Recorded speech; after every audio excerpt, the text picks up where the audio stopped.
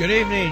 You're listening to Adrenaline Radio, 1680 AM on your dial. I'm Fred Blanchard, host of Adrenaline Motorsports. We have an in-studio guest from Keith Black Racing Engines, Ken Black. He's our guest for the evening. Other things that I noticed that when you got into the designing of the cylinder head, it was predominantly the 426 head that you designed.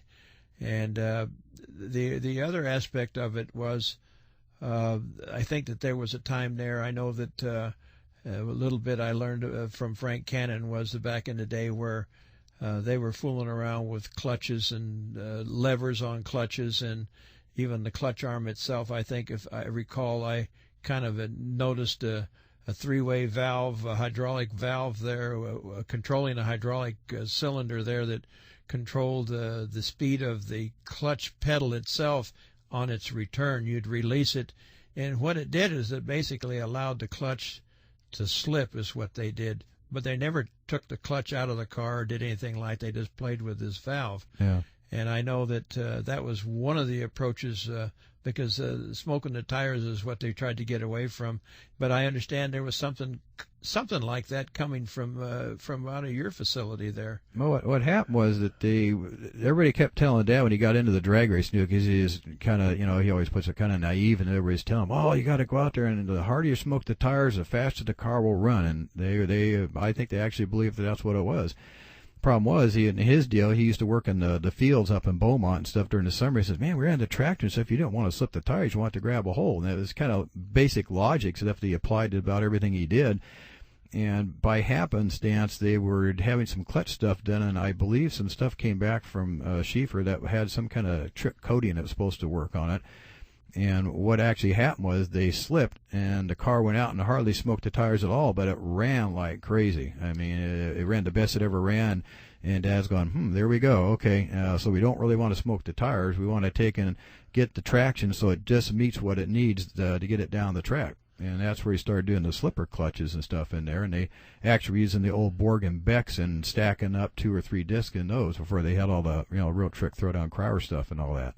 Well, I got to tell you, when you mentioned Schieffer, they built clutches, and then not only did they build clutches, they built ignitions, and I don't know what else they built out of that facility. Yeah, great company. That was one of the first companies that I recall being able to work with and buying some of their components and actually getting some help from those people, because they were telling us what we call the heavy hitters were using, which was the people who really knew what they were doing. So anyhow, that was what that was about. And but no, they were a very prominent company also in the beginnings of the drag race history.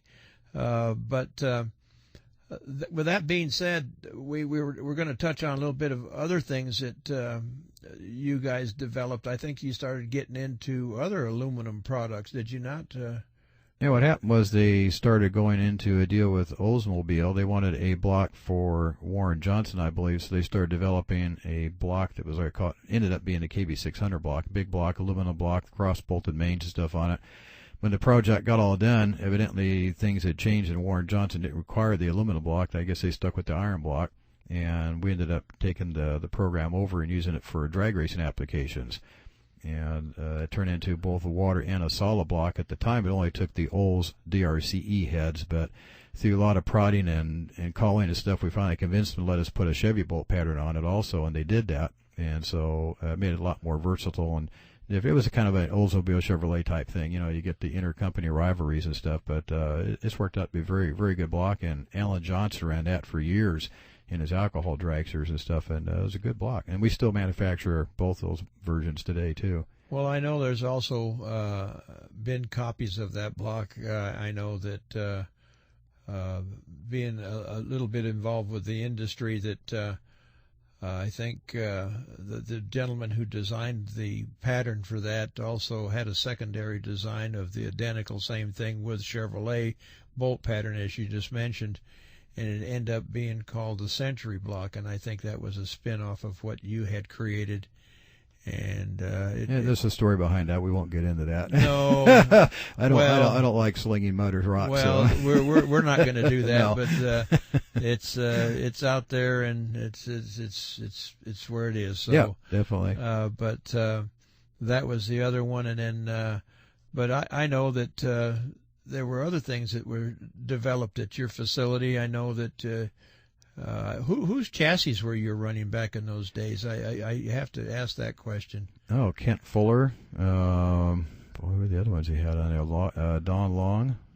There's Logie chassis were the funny cars and stuff, and yeah. But yeah, I'm pretty sure that was the ones that come to my mind right off the bat. Was it a choice of by Keith Black Racing Engines to pick and choose the chassis, or no, usually the customer? It was pretty much the customer. In the case of the Gerbach Prudhomme car, the chassis was what it was, and when Tom and Dad got together, well, how do we figure out what we're doing? Well, let's go out and pick one we know runs good, and the Cash Auto Sale car ran.